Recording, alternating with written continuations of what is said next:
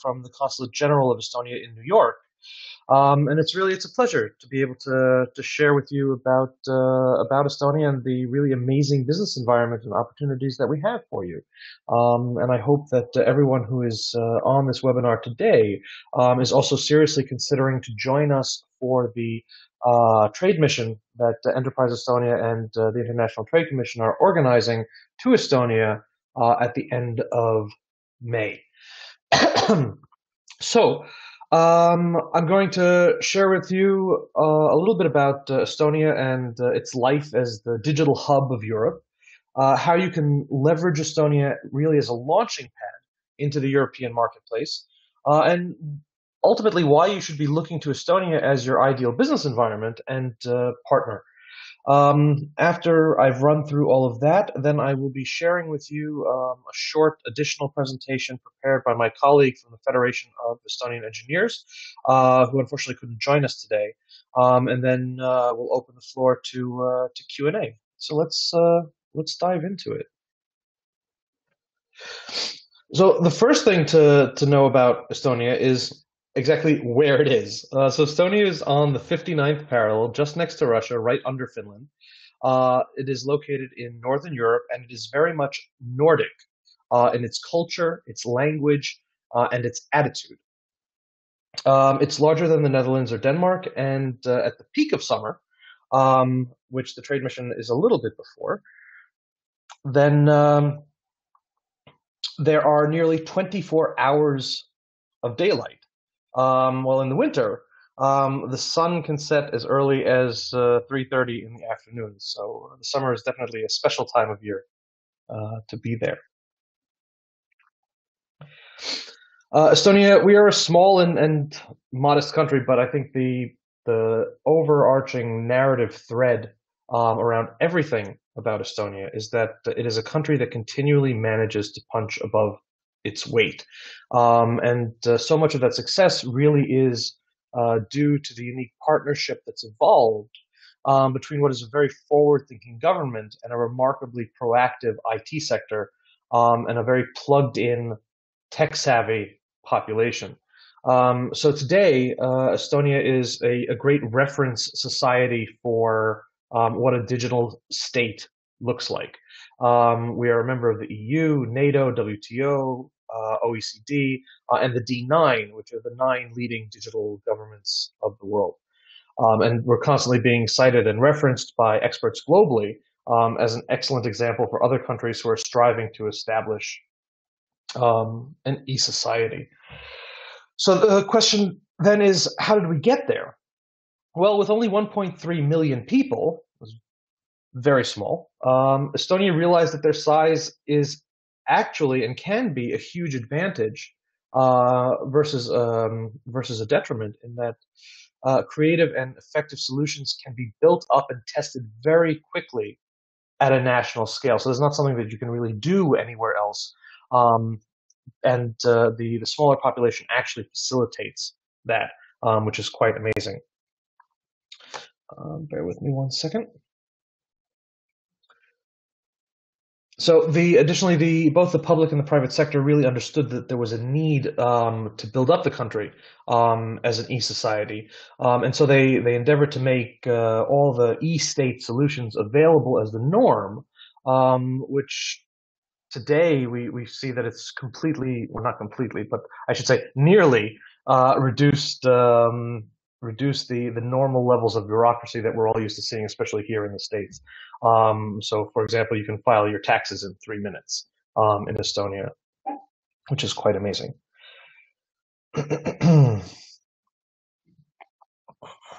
And increasingly, into the US and Asia, Estonia really has built a name for itself as Europe's hub for digital knowledge and ease of doing business. So what does it mean to say that we're a digital society? So it means that nearly 99% of state services are available online.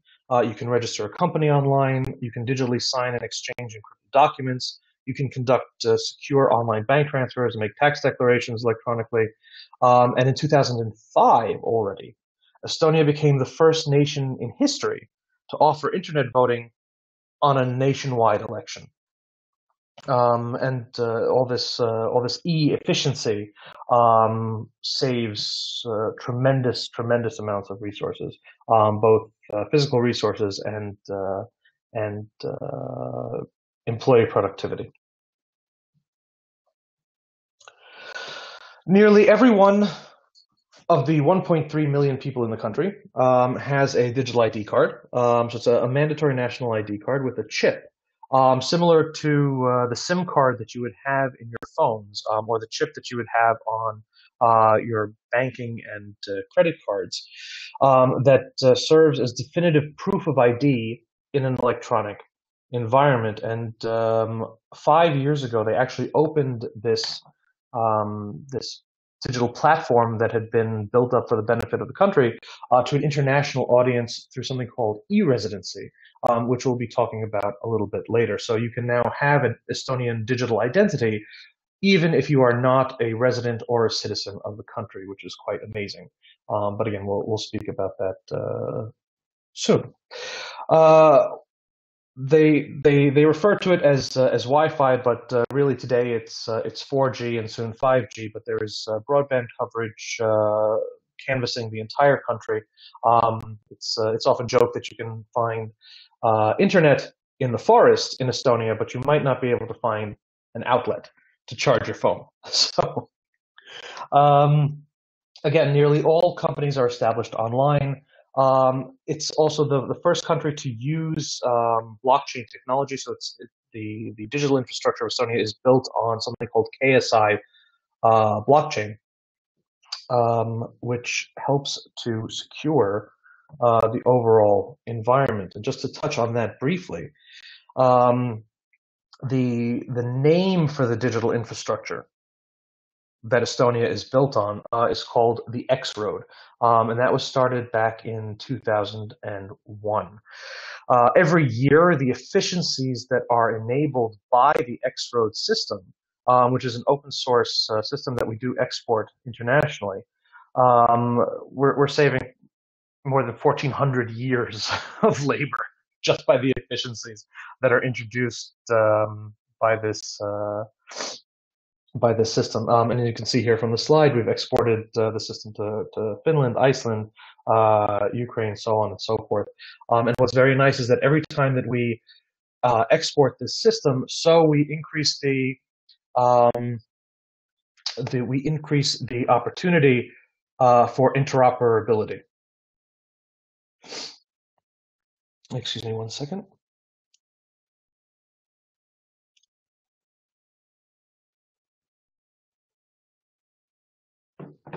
Here we are. So the key sectors in the country are ICT, transport and logistics, business services, machinery and metalworking, electronics, the lumber industry, and the food sector. In terms of our exports, and I apologize, these stats are a little bit out of date, but according to Statistics Estonia in 2017 compared to 2016, the exports raised 8%. It's continued to increase, and currently our trade with the U.S. is just shy of about $1 billion annually.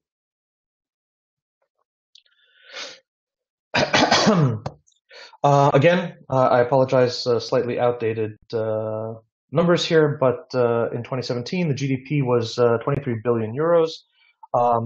We are on the euro as a country. Takes about 3 hours to start a company, so tremendously speedy.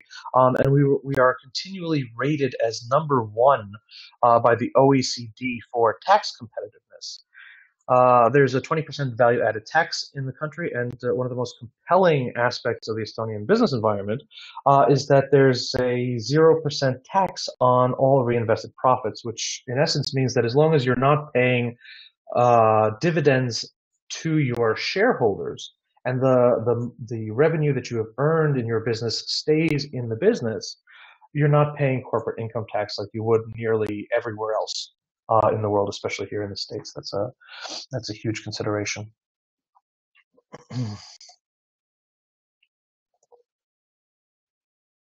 So again, I mentioned that we're number one in tax competitiveness by the OECD.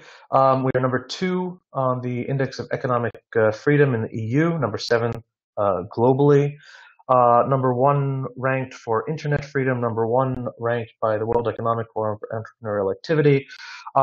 We are only number 12 for ease of doing business, according to the World Bank. But a funny little anecdote, the reason for that is that they still have on that criteria list certain certain business standards that we just don't have in Estonia anymore. For example, one of the criteria towards the ease of doing business is the ability to send a fax. And I don't think anyone in Estonia has seen a fax for at least a decade, because everything has gone so far forward online into the digital realm. So that's that. You can't talk about Estonia without talking about startups, and I apologize. I meant to correct this slide from the last time that I gave this presentation. We are actually so we are number three in Europe in terms of the number of startups per capita, but we are number one globally for the number of unicorns per capita. Currently, there are 4 unicorns to have emerged from Estonia, which may not seem like a huge number, but given the small population, we're definitely beating the odds. So transfer-wise, the founders who you can see here in this slide, Playtech, Skype, and Bolt, the main Uber competitor, are all Estonian-based and founded companies. In terms of the Estonian ecosystem, startup ecosystem overall, my colleagues at Startup Estonia, which is another governmental agency specifically tasked with basically being community managers for our startup ecosystem, they've recently released a startup database, which is available at startupestonia.ee. In case anyone is interested to have a look. And there are currently 1,000 startups registered in Estonia across a variety of sectors, ranging from fintech to green tech and beyond, which is really quite a huge number considering the population size. Estonian startups have raised about $1 billion in venture capital over the past 12 years, with more than 90% of investments coming from abroad. So it's a very, very international environment in terms of the startup ecosystem. Additionally, Estonia offers something called the Startup Visa, which helps non-EU founders and startup employees to come to Estonia and grow their businesses in Estonia within this very ecosystem, which has been tremendously received. In fact, since the program started, there have been more than 1,100 applications from companies, and nearly 1,000 people have relocated to Estonia already as a result of this program. And of course, there are tremendous amount of support organizations who are very, very keen to give back to the community and help to foster the community. So you'll find that Estonia is a very, very welcoming place, and that is part of the magic that makes it such an innovative landscape that is producing so many novel technologies. So, for example, one such company to be born from our ecosystem is Starship Technologies, which, in cooperation with Tallinn University of Technology, has developed package delivery robots, which you can see here, which have now been tested in more than 100 cities all over the world. And Starship is also leading the way, not just in Estonia, but elsewhere, where they are piloting their drones, because these are drones, they're just not flying, to actually lobby and push for changes to the law in all the jurisdictions where they're piloting these drones to allow for autonomous vehicles. So there's There's definitely an influence that expands far beyond Estonia's borders as a result of what we're doing there. Skeleton Technologies is another. They are a global clean tech 100 club member and the European Space Agency's supplier. Um, they are a market leader in Europe for ultracapacitor-based energy storage, and were created by the University of Tartu, who you will have opportunity to meet representatives from the university and the different companies that they're incubating if you join us for the trade mission in May, because we'll have one day as a an excursion from Tallinn, which is the capital, down to Tartu, which is about 2 hours to the south. Another example is Entify. So Entify is an example of the myriad of B2B SaaS startups that come out of the country. It's one of the most prevalent sectors, B2B SaaS. And Entify is a shining example of that. They're growing very rapidly, and they're tackling the problem of legal entity verification for businesses. So now that we've covered the ecosystem, let's just jump back in a little bit and talk about the Estonian startup visa specifically. And I hope you'll excuse me, I'm going to just read from the slide so you can follow along with me. The startup visa helps non-EU founders grow their startups in Estonia, one of the world's best places to start and run a company, which I hope I'm making the case for successfully here to you. It also makes it easy for Estonian startups to hire non-EU talent. So the point of the Estonian startup visa is that it is, in essence, a traditional business visa, but by process of committee, when applying, depending on the stage of your company, some of the more traditional requirements that are imposed for a standard business visa can be waived, so that the opportunity to access that class of visa is extended to a much wider audience, really with the intent of promoting Estonia as a excellent sandbox and growth platform for startups from anywhere in the world. In terms of applying, first you need to go and find information and test whether your company would be eligible for applying, and you can do that on the Startup Estonia website. And then you would apply for your startup status, and if assessed positively by the startup committee, then you would be moved into the normal visa application process, and you'd either go to your Estonian embassy or the consulate.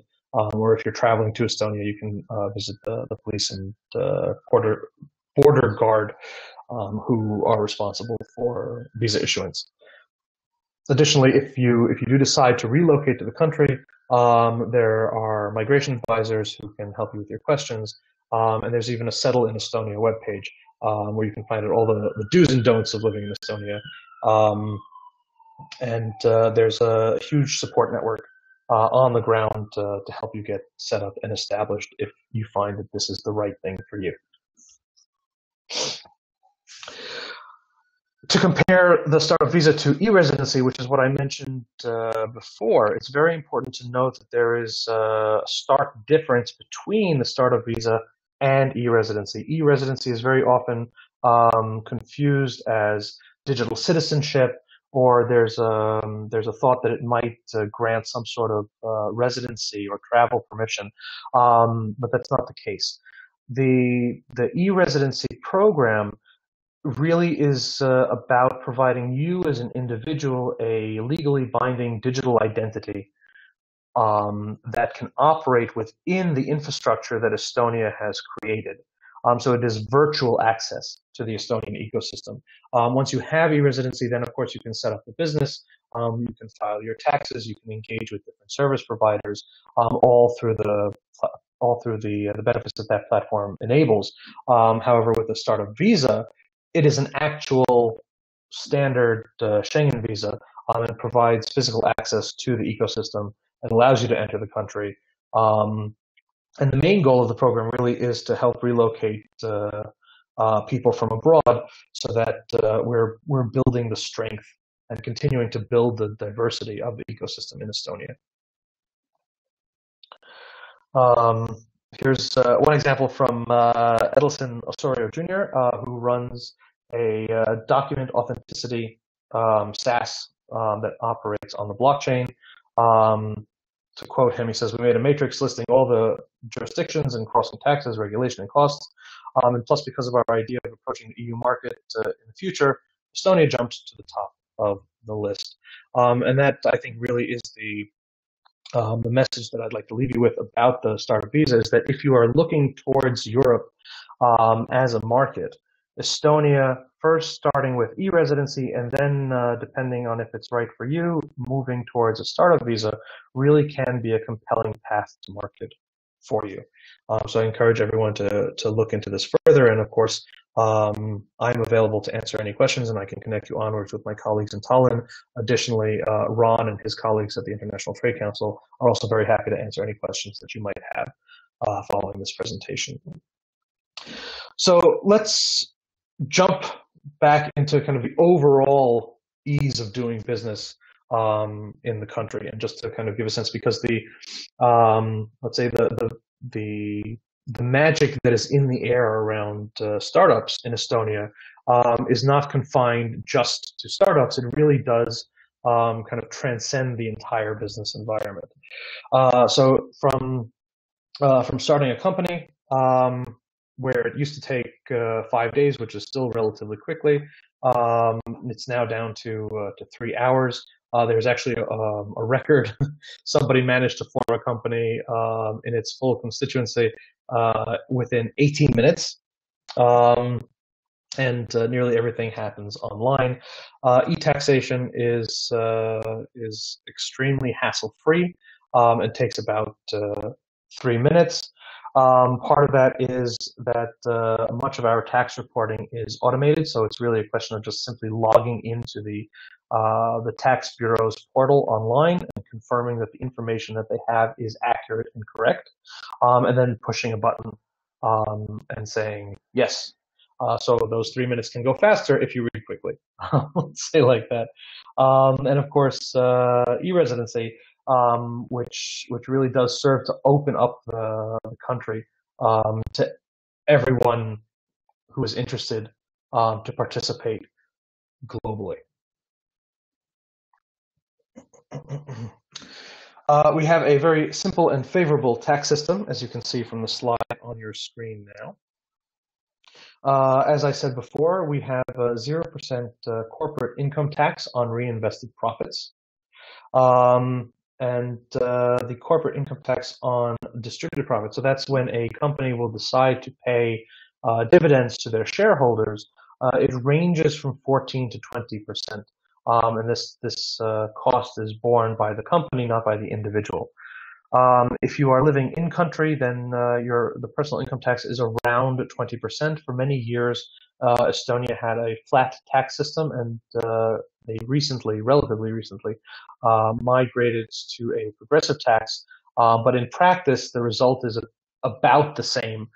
So it's still generally hovering around the 20% mark, nearly universally.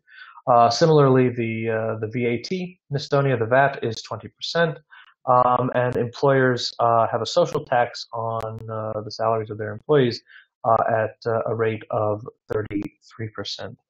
There's no property tax in Estonia, and land tax is very, very low, ranging from 0.1% only to 2.5%. Again, just to hammer the point home, we are very proud of this fact that we are first place in the OECD in terms of tax competitiveness, ahead of New Zealand, Latvia, Switzerland, Sweden, etc., and so on. When it comes to the labor force in Estonia, we have a little more than 700,000 people, active workers in our labor force. The unemployment rate in 2018 was about 5.5%. The average wage in Estonia on a monthly basis is 1,310 euros, which means that it is a tremendously cost competitive environment for people who are looking to set up operations within the country.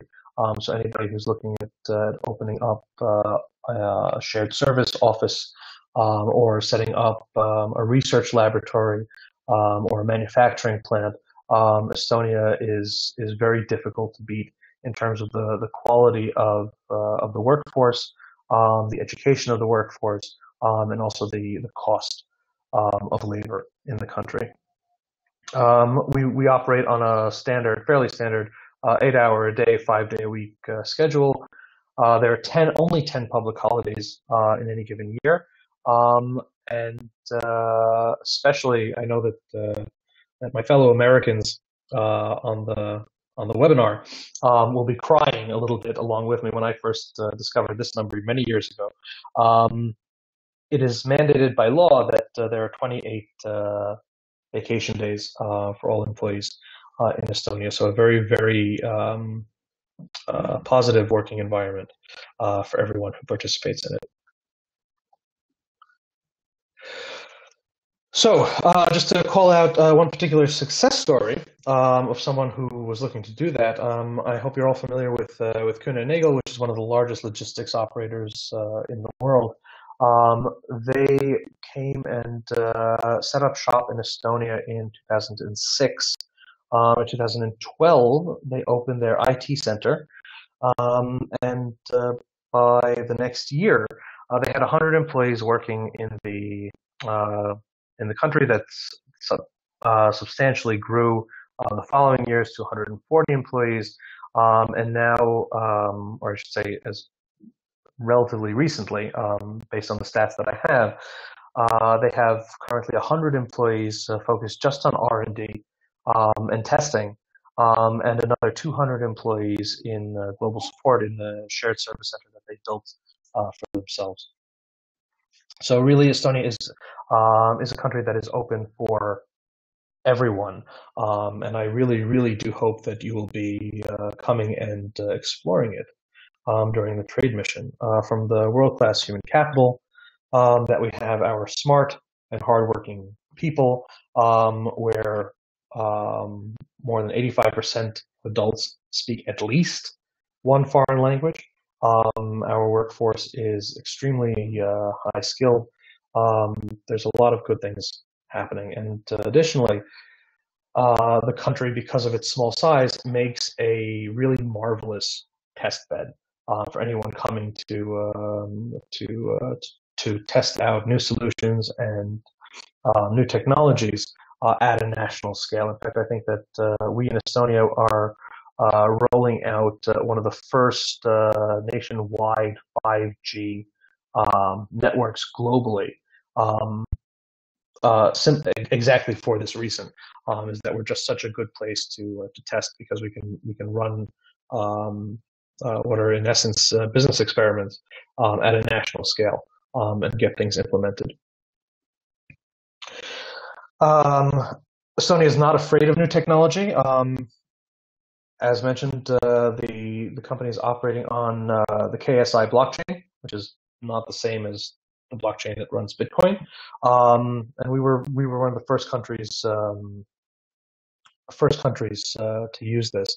And even with AI, Estonia is constantly looking to have their legislation keep up as much as is possible with the technology advancements that are being pushed out from the private sector, and the public sector and the private sector work very, very well together. In fact, AI has been made a priority topic at the national level based on the Digital Agenda 2020 for Estonia.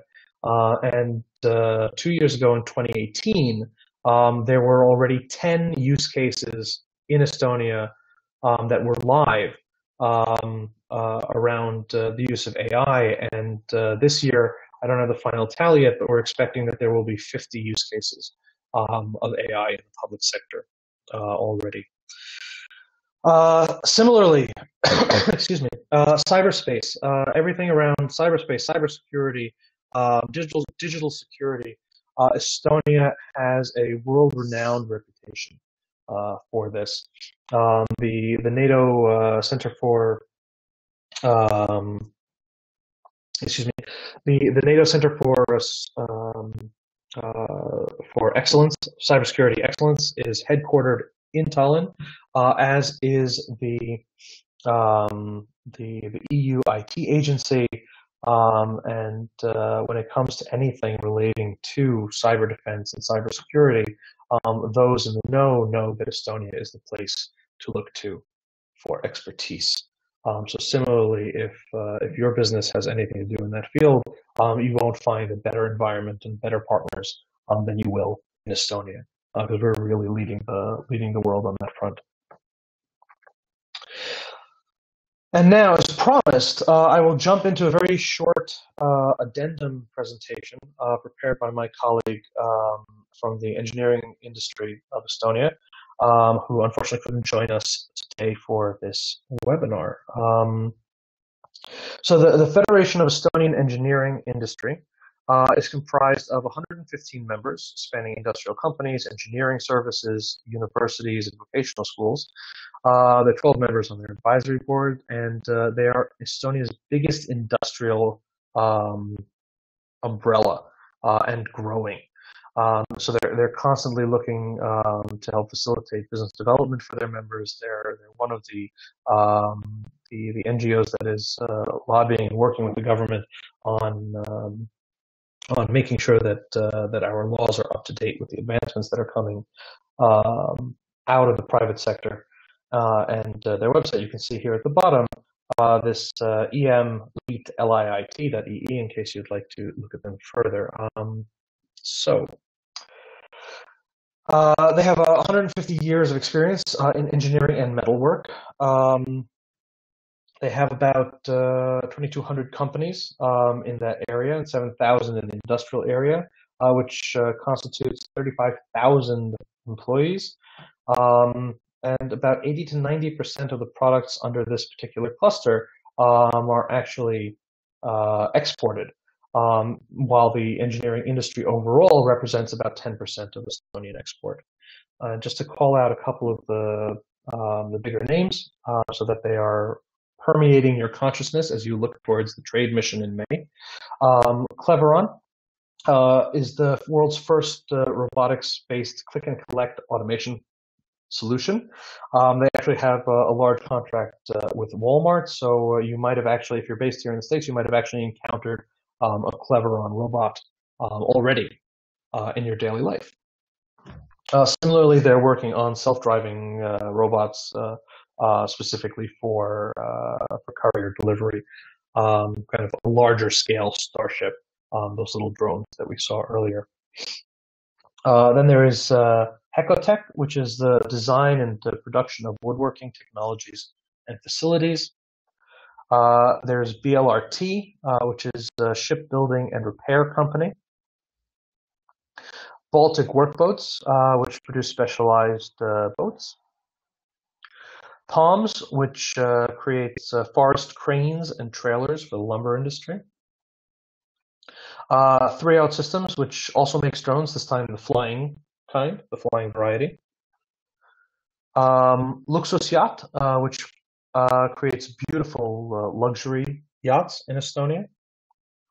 And Tech Group, which does medical device production, is also a member.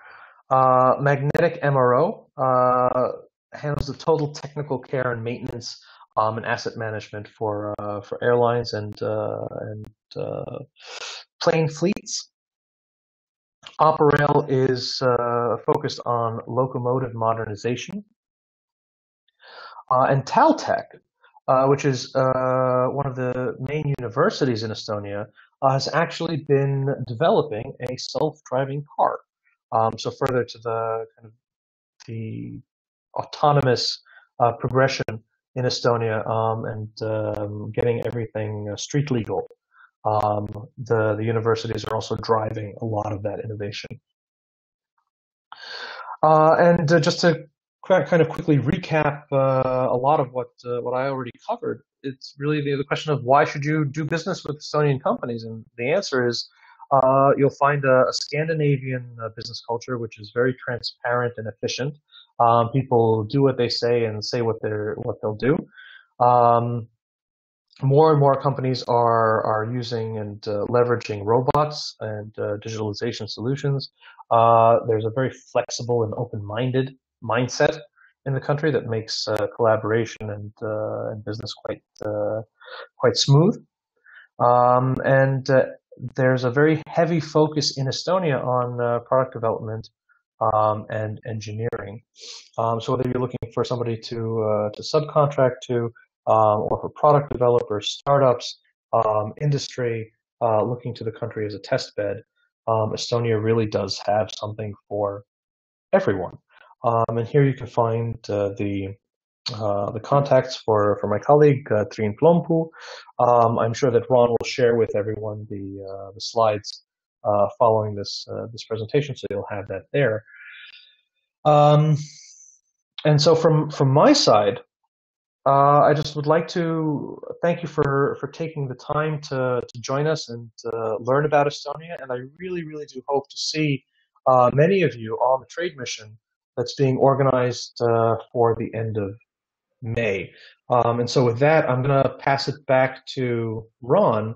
Ron, do you want to have the last slide, or do you want to open for Q&A? I think we'll open it for Q&A, and this is actually Tristan. So Hello. thank you very much, James. My pleasure. Appreciate your presentation. So for those who are interested in attending the trade mission to Estonia, the benefit, of course, is that you get to attend with a bunch of like-minded CEOs and senior executives from across the globe. You'll meet officials from Enterprise Estonia, other relevant government agencies, potential investment targets, startups, and other businesses from across the entire country. So all delegates on the trade mission receive a customized agenda of one-to-one meetings, of site visits. You get to participate in networking events.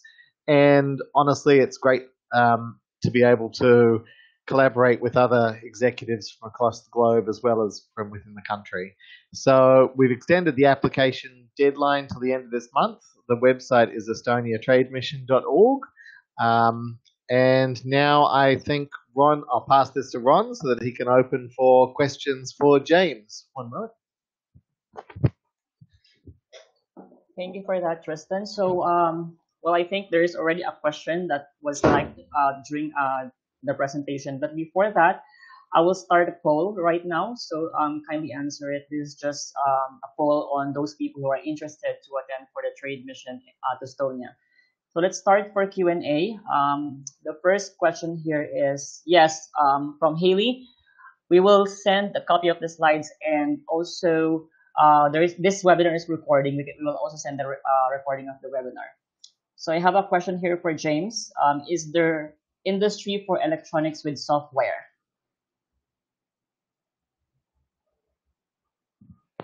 James? Yes, sorry, I was muted. Yes, so there are industry associations, and we absolutely have an ICT cluster.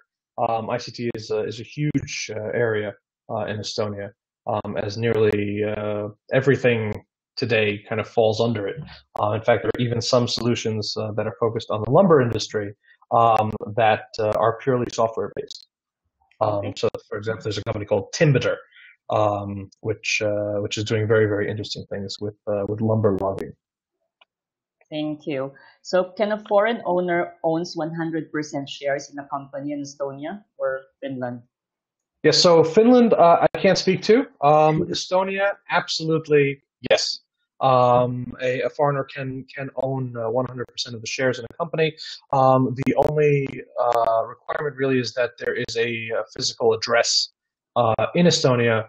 But there are many service providers, including one called Zolo, which is XOLO, which helps to facilitate the process of setting up your company. So if you're looking to establish a company in Estonia remotely, the advised path really is to go and first apply for e-residency so that you have your digital identity, and then reach out to one of the myriad of service providers that are available on the ground who can help you to get your company formed legally and make sure that your accounting is all in order, so that when you have your annual reporting requirements at the end of the year, all your ducks are in a row. Okay, thanks. What should be the budget for our or to set up startup in Estonia? That is a very difficult question to answer. I will say that the living costs in Estonia are quite excuse me, are quite modest.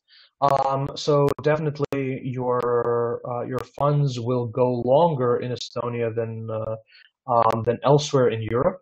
That being said, what the right amount of money for you is a business decision that ultimately you need to evaluate with you, your investors, and your team. Okay, thank you. Are there any special tax rebates on generating local employment? Mhm. So not that I am aware of. So Estonia does not generally issue any sort of rebates or special packages like that. The focus rather is on making the entire business environment tremendously competitive, that it can stand on its own two legs. Okay. How is the language acceptability? English. Everyone is basically fluent. In fact, I lived there for about 4 years. I'm a native New Yorker. I lived in Estonia for about 4 years, and I tremendously wanted to learn the language while I was there. And I found it was actually very, very difficult because every time I opened my mouth and tried, and somebody would hear that there was an accent, they instantly broke into English. So I didn't really start perfecting my Estonian until I actually moved back to New York, and I had to speak to my very young son, and all of a sudden I realized that, oh, I can say a few things. But yes, English is absolutely a universally recognized and accepted language Okay. Are there any special benefits of registering parent in Estonia? there. So again, so this is so I'm assuming that the benefits that you're speaking to are largely about tax benefits, and the answer is possibly. But again, it depends on the advice that you should be seeking uh, from your legal counsel and your accountant, because the tax treaties that exist between Estonia and many other countries will always it's going to be specific to where you're setting up shop, where you're ultimately delivering value, where you're creating value, and there are a lot of different moving parts that go into determining that, and that's something that I would absolutely recommend you speak with a tax professional on. But the short answer is that quite possibly there can be. Thank you. Are you sure this event will happen because of maybe Corona? hmm as of today, all signs point to yes, it is happening. It is this mission is a very high priority for us in Estonia, and we're very much looking forward to welcoming you all at the end of May. What technologies are local human resources adopting? Uh, can Ramandi, can you clarify the question? Okay, so let's get back. We can Let's get move back to that. on. Yep. Mhm. So slides, yes, we will send a copy of the slides and the recording. Should founder have to invest before entering there? So you would go through and put through your application with Startup Estonia, who manages the startup visa application process, if that's what you're curious about. I have not personally gone through the process myself, so I'm not sure what the latest and greatest is that they ask for. But the process should be fairly straightforward. And if you'd like help connecting with the right people, absolutely we can do that. Thank you. Can you give an idea on Estonia's talent ecosystem, how Estonian companies leverage global tech talent, either in Eastern Europe, India, etc.? So absolutely. So Estonians Um, Estonians are extremely technically savvy themselves. There is a lot of hiring that happens in Estonia from abroad, and there are several startups that have actually popped up specifically to address that need. Jabatical being the first that comes to mind on that. And absolutely, as companies grow and expand, so they leverage remote offices, foreign colleagues, and they set up their operations in many different ways that are structured in a beneficial way to them. So, for example, um, TransferWise, I know had development team based in Ukraine, and you know that's just off the top of my head one example. But absolutely, Estonians work very closely um, with with partners globally, and I think because Estonia is so small, everyone is looking beyond their own borders already from the beginning. So the openness to international cooperation and having foreign teammates it's second nature. It's totally done on a regular basis. Thank you. So we are into health tech, electronic health record system, and personal health record system using blockchain technology with electronic device industry from India. Will it work for Estonia? Uh, Possibly. I don't know what the specifics of your particular technology or service is. I will say that the e-health system in Estonia is already quite robust, but it's something that that absolutely should be explored to see if there might be product market fit. Yeah, so maybe you can email us directly or James regarding for specific questions, or of course, best thing is to attend the Mhm. trade mission as well. So if you have a specific question, you can email us and we'll forward the question to James, or you can email him directly. So I have here one. How is the healthcare in Estonia? Do most medical distributors cover all the Baltics due to the smaller population of Estonia? Or do you have single country distributors? Do you have an expert into the healthcare market of Estonia and the Baltics that would be assigned to those of us looking to enter the medical device market? So I'm just trying to think where to start. So let's say most companies in Estonia definitely cover the Baltics um, as it is. It's the Baltics definitely make up one economic region, just like the Nordics do. And Estonia is lucky enough to have a foot in both of those regions. Um, and do you have an expert in the healthcare market of Estonia? And the Baltics will be assigned to those. So I guess the question is um, to define how you're looking to enter the medical device market. If you're looking to sell into Estonia, then it's really a question um, of you know coming and building the context. I will say, however, that Enterprise Estonia is in the business of helping Estonian companies to sell out and to welcome companies that are looking to invest in. Similarly, if you're in the States, in the US, for example, and you're looking to sell into Estonia, then I would strongly encourage you to reach out to the U.S. Department, the U.S. Chamber of Commerce, who has people stationed at U.S. embassies, similarly to how Estonia has me posted to the consulate in New York, and they'll be able to help you in that direction. Thank you. How far is Estonia with encryption? Uh, we are leaders in cybersecurity. I think you're not going to find better public encryption pretty much anywhere globally. Okay. So yes, Christian said that yes, he is. Yes. Yeah. So Christian, definitely, if you're from the U.S. and you're looking to sell into Estonia, I would very much recommend you to get in touch with my counterparts from the U.S. Department of Commerce, who are posted to the U.S. Embassy. in Tallinn, and they can help you with all requests for selling into the country. All right. So I think that's all the question. Let me just check. So again, okay, someone. Okay, thank you. So as I mentioned earlier, we will be sending copy of the slides and the recording for this webinar. So we hope to see you in our trade mission to Estonia at the end of week of May. And if you're not yet a member of International Trade Council, please feel free to send me an email if you have any question, or go to our website, tradecouncil.org. And I think that's all for today. Anything else, James, that you would like to mention before we finish?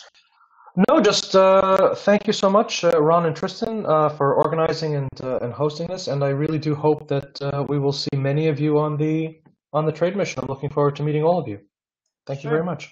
Thank you so much, and you all have a wonderful day. Goodbye. Thanks, James. Thank you.